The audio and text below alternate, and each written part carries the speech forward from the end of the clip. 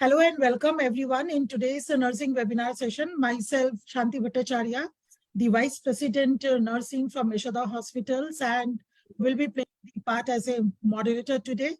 We will be discussing the very commonly observed medical condition and very serious if left untreated, nothing called the condition called the very the current modalities and the management practices.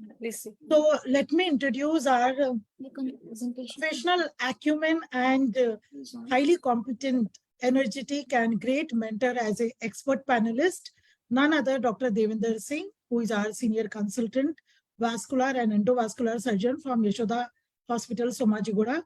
Sir wear many laudable hats. Very recently, sir and his team has been associated, and sir is a since very long, sir is a very active member of VSI, which is nothing but Vascular Society of India, and he has published many stacks and paper and a lot of journals in for the same. And very recently, the VSI has been awarded, sir, and the hospital with the third rank in the society. So I welcome you, sir, for today's webinar, and thank you very much for accepting the webinar invite. Thank you very much. Thank you, sir. And let me also welcome our very senior and efficient nurse manager, who is always our forefront warrior and always take the responsibility in the critical care unit, none other, Sirisha, Miss Sirisha. So we will be opening the session with webinar, like we'll be discussing about the varicose vein modalities and its management. So share the first slide, Sirisha.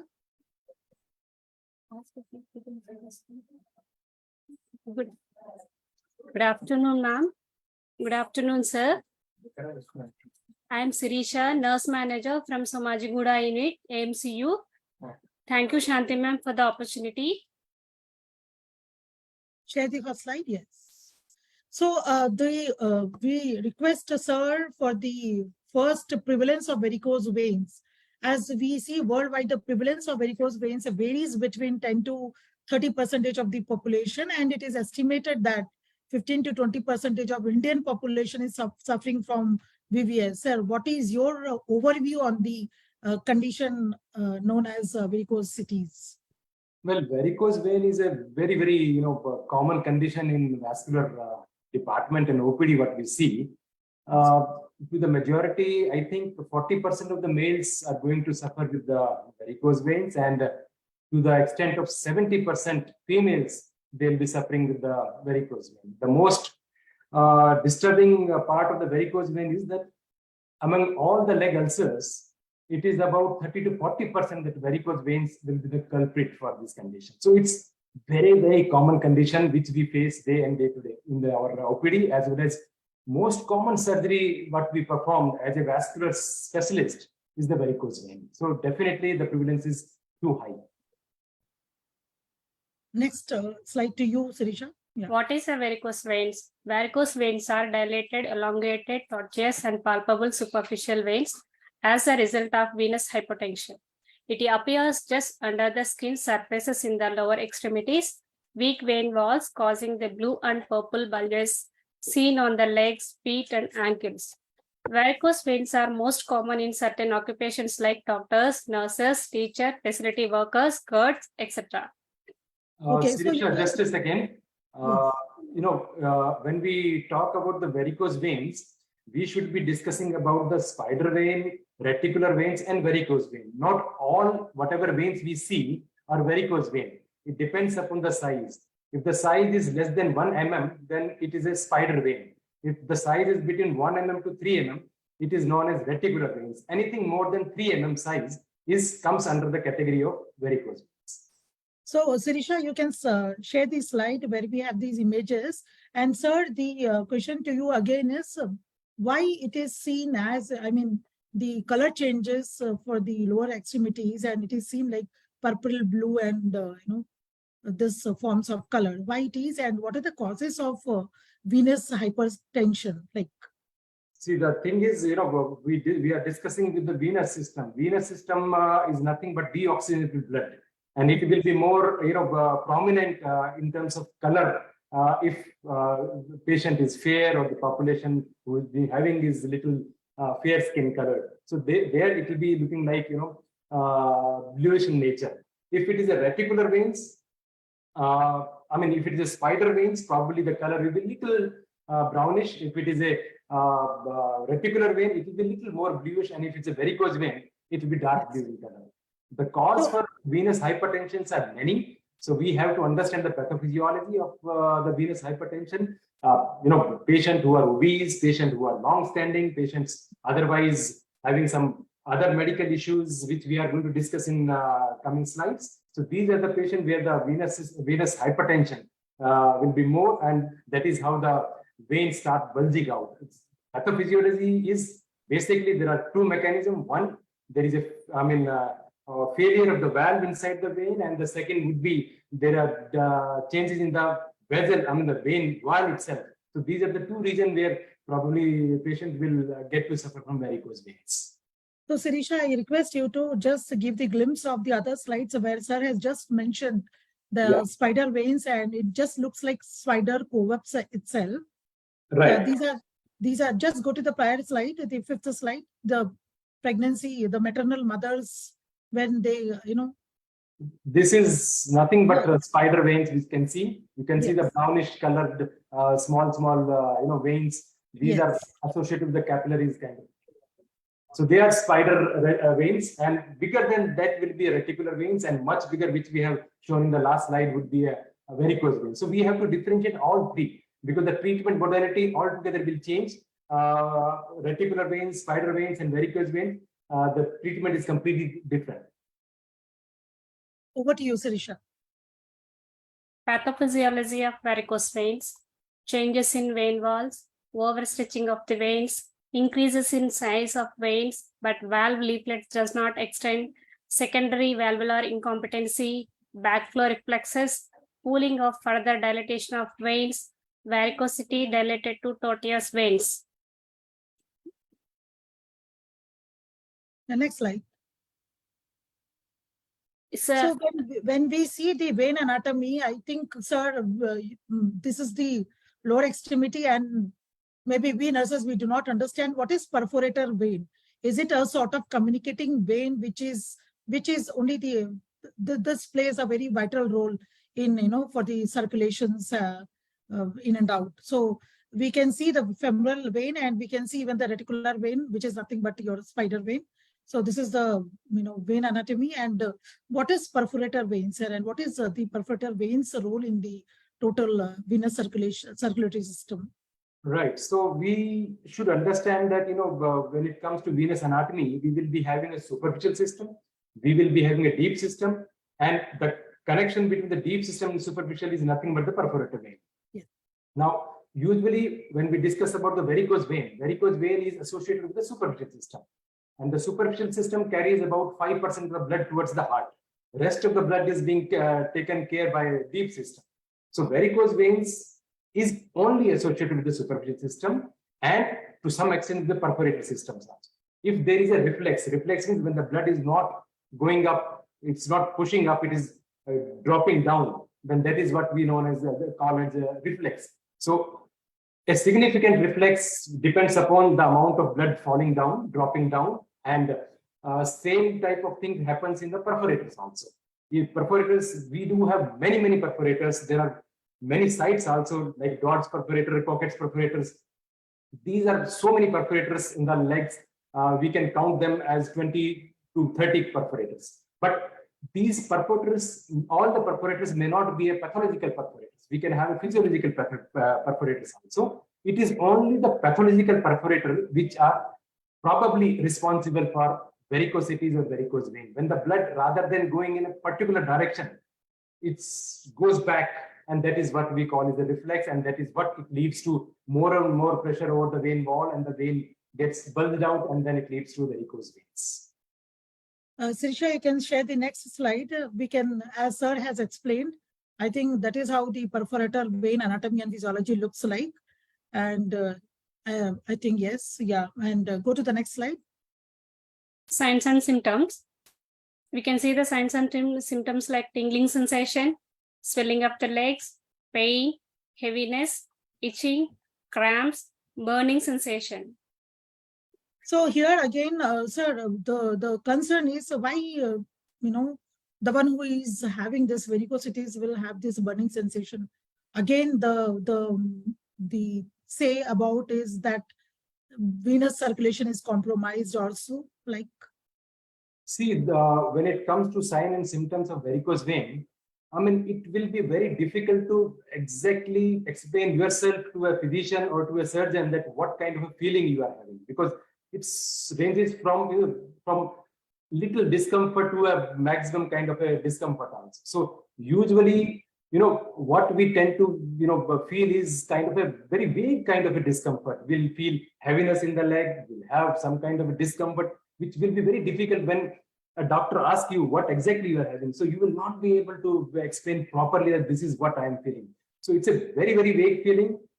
It's all because of the pressure. When there is a lot of pressure, venous hypertension on the wall, the vein wall gets stressed out. There will be nerves around the veins. So those nerves will get also stressed. And that is how we'll have more pain. We'll have sometimes tingling sensation, burning sensation, not always, maybe because of some other regions. It's not a very good sign symptoms of varicose vein, but definitely pain, heaviness, cramps, particularly the night cramps. If somebody is experiencing night cramps, I think that is what the most important thing or catching thing about the varicose vein.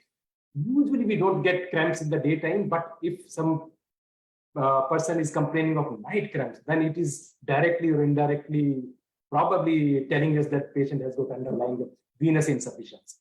So far as itching is concerned, it takes a little time when the skin becomes a little bad in terms of when the iron pigments from the hemoglobin, heme and globin gets divided, the iron pigments from the heme comes out and gets deposited into the skin. That is how the color of the skin also changes. It becomes a little brownish, and then in the later stage, little dark also. So that skin will give us some kind of a itchy feeling, and then we try to scratch, and that is how the ulcers also form. So sign symptoms, patient do present to us with ulcers also, non-healing ulcers. Yes. Next slide, share the next slide, Sirisha. I think we nurses, like when we handle the pressure ulcers, so we do have the staging or grade as per the treatment choices and comfort for the patient. So I think this slide is little higher slides, and maybe C are with the classification. And maybe my concern is, or we would like to ask you is, before C1, I think the sign symptoms which you were discussing is sole enough to seek to the medical attention, I think. And what is this about venous insufficiency? Yeah, this is known as SEEP classification. So SEEP classification was started, into the practice in 1994 by American Venous Society, and the benefit of SEEP classification is that we can divide our patient and so that the treatment modalities becomes universal, and we should be justifying what exactly we are doing for which class. It is not that, patient comes with C1 class and we subject them for procedure. We have to be scientifically correct, and it has to be evidence-based practice also in terms of management. So this SEEP classification gives an overall, if when we are talking about, in our scientific sessions, that I had a patient of C5-6, I operated, we understand that there was a genuine reason for that. If I say I had a patient of C2, varicose vein, I operated. So I don't know why you have operated. So that is where, the SEEP classification is very, very important in terms of managing patients. Over to you, Sirisha. Yeah. Causes and risk factors. Age. Age causes a wear and tear on the valve of the veins.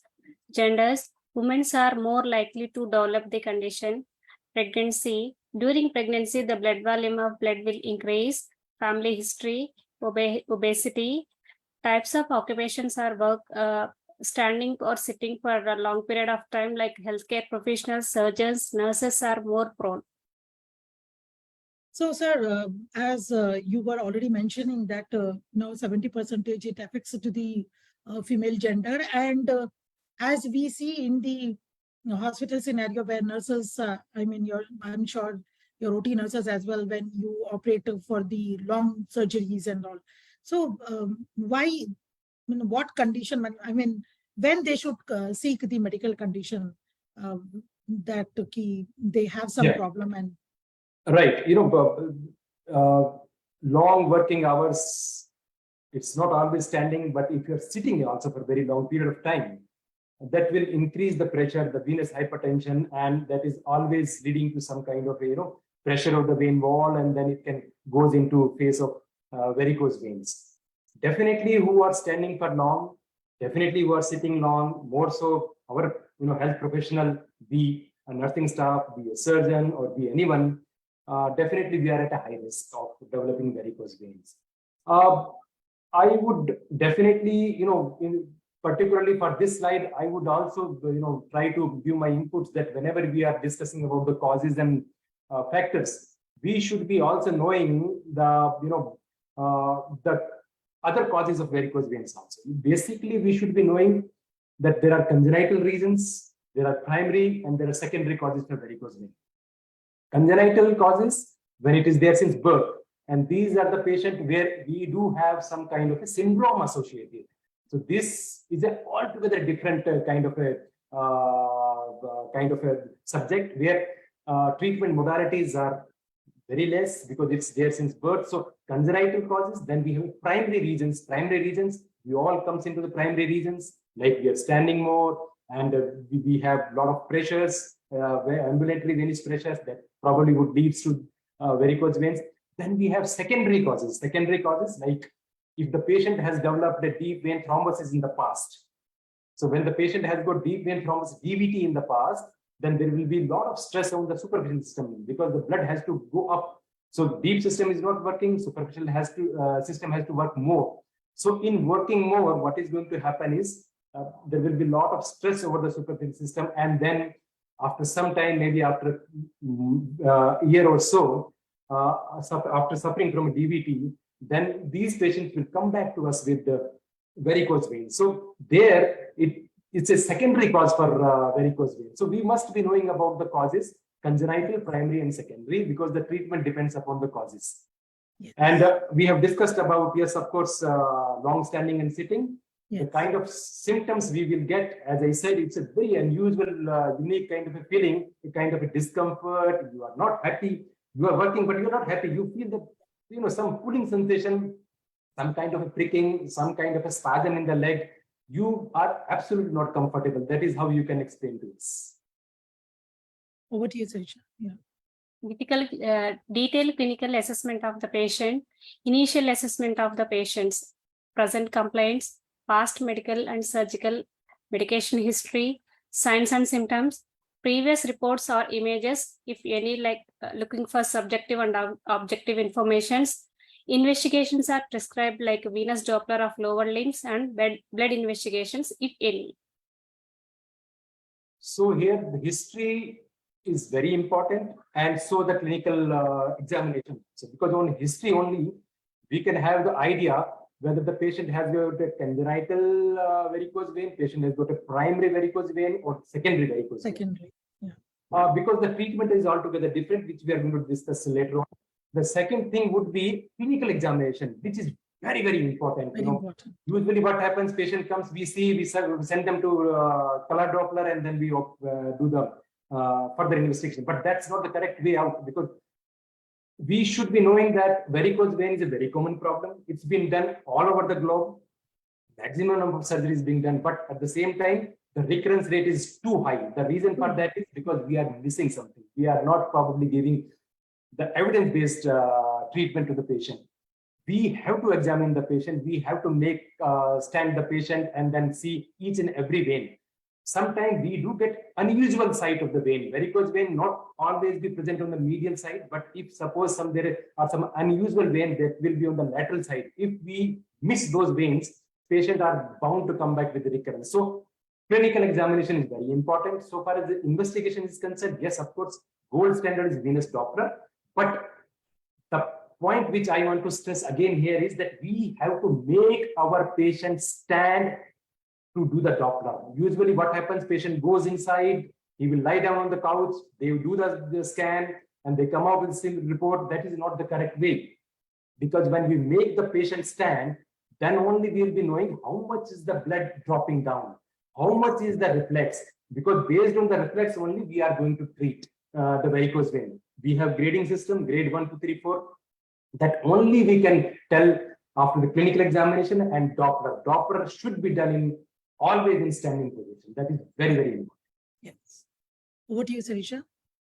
Pre-op instructions for all vascular procedures, NVM for 4 to 6 hours, consent, pre-anesthesia checkup, if required blood reserve, withhold anticoagulant medications 6 hours before the surgery, site and part preparation, site marking by the surgeons. Let us discuss about the very fine endovascular treatment modalities. You can just share this slide. Yeah, I think this is the evidence-based practice, a pre and post procedure. We have many images. I always appreciate that it is well captured and kept for the study. So this is the management of varicose veins by your team and yourself. And go to the second slide, Sirisha. Next. Yeah, this is, I think this is called Venocil. Next slide, 18th. The previous one. Venocil, go to the Venocil one. Back, go back. Back. Go back.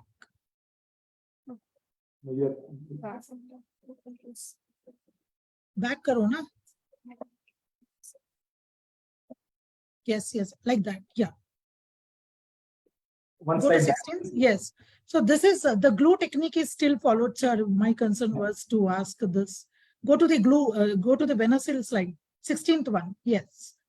It looks like one revolver type to us. So whether it has got a glue or what, how we fix the varicose veins with this. Yeah. It's the latest toy in our basket. We have many things to address varicose vein, right from open surgeries to endovascular therapies.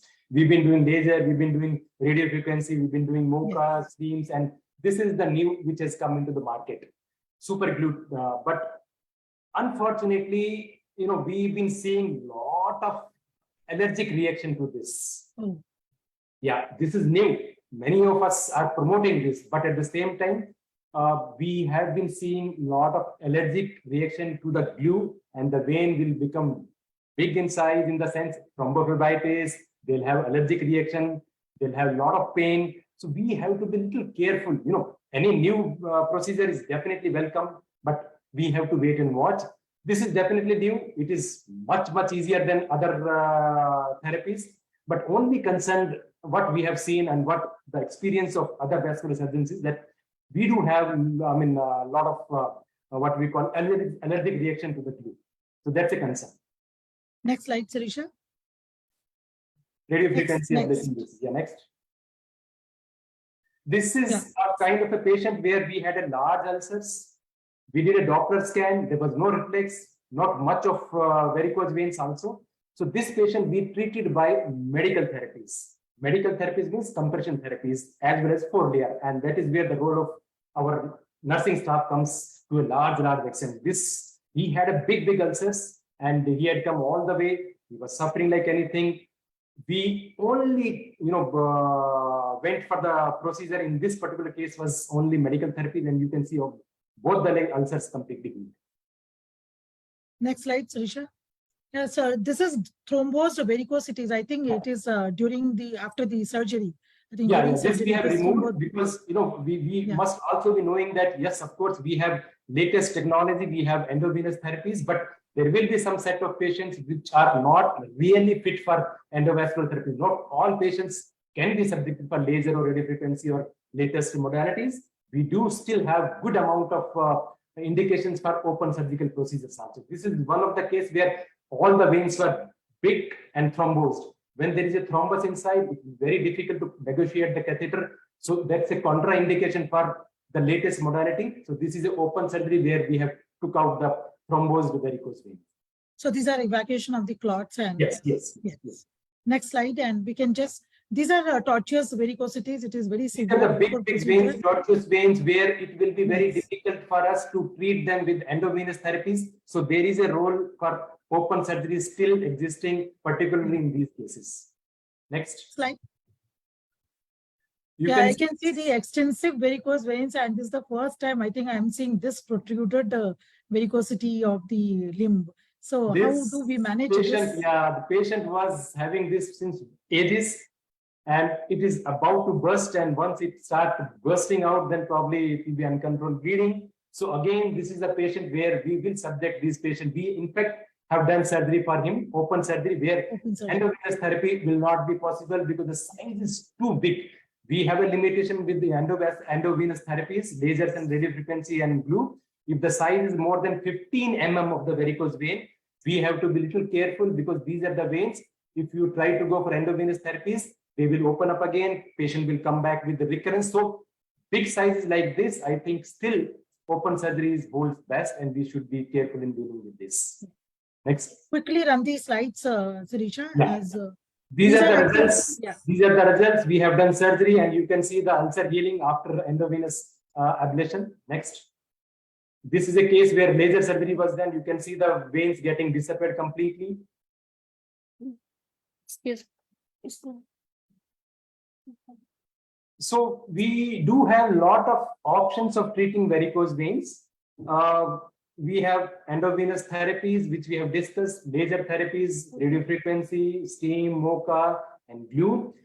But still, in spite of that, please keep it in mind that we do have role for open surgery. Next. This is again, you can see done radiofrequency. You can see that varicose veins completely gone. Next. So what is foam sclerotherapy, sir? Do we inject any type of injection? We inject, sclerosant. Sclerosant is nothing but it's an irritant for the vein. There are many types of sclerosant we have. Yes. So commonly used STS, what we are using. So that's, we make a foam kind of a thing. We take a small amount of sclerosant, mix with the air, then we make a foam and then introduce it to the vein. The vein wall gets, it's a kind of irritation to the vein wall. There will be denaturation of the proteins of the vein wall, and then that is how it will get collapsed, fibrose. So that's one type of kind of a technique we usually do if there are small veins which are sort of troubling us or near to the ulcer site. But for the big veins, we don't give sclerosant because sclerosant is going to go into the big veins. From big veins, it can go into the perforator in the deep system, and then it can lead to many complications also. So recurrent veins, small veins, we go for foam sclerotherapy. Post-procedure care, manual compressions at the site of venous access and catheter entry. Do not cross the legs while sitting or standing. Compression bandages and stockings are applied on the treated leg for 1 to 3 days to reduce the post-procedure bruising and tenderness. Patients are encouraged to walk next day after the procedure, and patients are then also undergo the repeat clinical evaluation in 1 to 3 weeks of time. Very, very important post-procedural care because, if the patients start complaining of a lot of pain, which they should not, one has to get a little worried what has happened, because sometimes what happens accidentally, there are very few case report where, they have gone into the arteries or they have injected, and that is how the patient will have severe pain, burning, and that can lead to a disastrous side effect also. So if the patient keeps on complaining, we have to check for the bandages. If the bandages are too tight, we have to remove the bandages, because we do the procedure, we go home. But if the patient continue to suffer from this, that becomes a real big problem. So if the patient complains of pain, please do check the tape bandage. If they're too tight, remove it. And the second thing is what we have to keep watching and seeing is whether the pulse is palpable or not. All these procedures, whatever we do, we should be first very sure about the arterial system. If the arterial system is good, we can tie off the bandage. If the arterial system is not very good, like in diabetes, one has to be careful in applying compression bandages. Of course, we should encourage them that they should start moving their feet, and they should get mobilized into the bed and start walking also. That's very, very important. Next, Sirisha. So here the role of compression stockings, I think it is very, very important to devise and exclusive in preventing varicosities. Next. I think the right application of TED stockings in case patient is non-ambulatory. I think, sir, you will also agree that senior nurses must demonstrate its application to the junior nurses to prevent DVT. I think absolutely. That's very, very important, because patients should not be in discomfort and it has to be properly fitted. If it is not properly fitted, the area which is compressed more will become little narrow and surrounding area will just bulge out. It is going to be a little problem for the patient. So it's a proper technique is required, which I think everybody should be knowing it. Yeah. Next. I think this is the nurses should always indent the right stockings, as you know, these are very expensive stockings, and once we open, we cannot return it to the pharmacy. So you should always escalate it to the surgeon and associate team members. They can always come and look for the size of stockings, and then you can indent. Next. Nurses must also remember and practice that check the right placement of compression stockings each shift, especially after morning care, because after morning care, we nurses may forget to keep the stockings on the lower legs of the patients. Never lose the patient's stockings. So provide proper handover. If stockings are soiled, it can be washed with a mild detergent. And also we can take the consent from the patient and attender for the second pair, because these are very expensive, and educate the attender and patients on the usage of stockings at home. Any other points that you would like to tell to the nurses here? Any other points you would like to add, sir? For the I think that's regarding compression. Yes. You rightly said. What I want to add is that basically we should be knowing that there are 3 types of compression. Basic grade 1, grade 2, grade 3. Grade 1 is a kind of a preventive stockings where we usually want to prevent, suppose DVTs. So that's a kind of a prevention. Grade 2 and grade 3 is therapeutic stockings. Grade 2 we usually give for varicose veins patient, and grade 3 usually we go for lymphedema patient. So basically one should know that grade 1 it's more of a for prevention for DVTs, grade 2 for varicose vein, and grade 3 for lymphedema. Yes. Next slide, please. And the prevention tips: do not ignore if the signs symptoms of varicosity you get to see. Care of lower limbs and foot is very important. High sedentary lifestyle to be avoided. Here we would like to ask sir, because sir is very active, and I think you are one fitness person, and what is your fitness mantra? And because I think when I was going through, the inactive members will always they are very much prone for the varicosities. So what is your fitness mantra? What exercise would you tell to the common people, like what they should do in the morning or in the evening? Walking. That's the first thing. If you are not walking, then at least please do ankle joint exercise, because if you are doing ankle joint exercise, I understand you're all busy, family is there, you have different shifts, you may not get time to get out and go for a walk. There are so many other practical issues also, but when you are there in the office, when you're working also, please keep doing some kind of a ankle joint movement exercise. That will definitely, sort of gives a good strength to your calf pump. Calf pump is responsible for your blood to pump up. If the calf pump is not functioning properly, if there is a failure of the calf pump, you are bound to have varicose veins. So if you want to avoid, if you don't like stockings, which most of us don't like, so better to go for some kind of a walking, which is very important, and joint exercise, ankle joint exercise. And I think on duty, sir, you would advise the nurses whoever has this condition, they can always wear the grade 2 stockings and can manage their long duty. Absolutely. You have to be, because prevention is better than cure. Yes. Suppose you start ignoring it, it can go to an extent where you yourself will regret that, what has happened to my leg. So it is definitely a preventive kind of medical illness where you yourself is responsible. Actually, it's not going to go bad in 1 day or 2 days. It takes years to go bad. So identify yourself. If you feel you have a vague feeling, you have discomfort in the leg, so please do walking, have some kind of a joint exercise, ankle joint exercise. Be on stockings. Stockings is the best thing I think we should be all be having on stockings. Actually.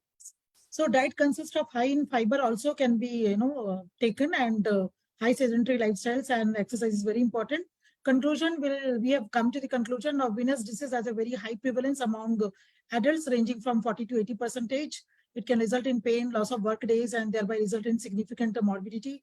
Do seek help by visiting your doctor. For more information, I think this half-an-hour session is not enough, because varicose and endovascular strategies are more and very deep. So one, if at all, you have to understand more, because sir, I've seen sir's lot of write-ups, blogs, and the health talks at www.yashodahospitals.com. You can log in, look for the health care patient stories, and do watch nursing webinar every Thursday by 3 to 3:30 p.m. Help yourself first and is a key to the prevention.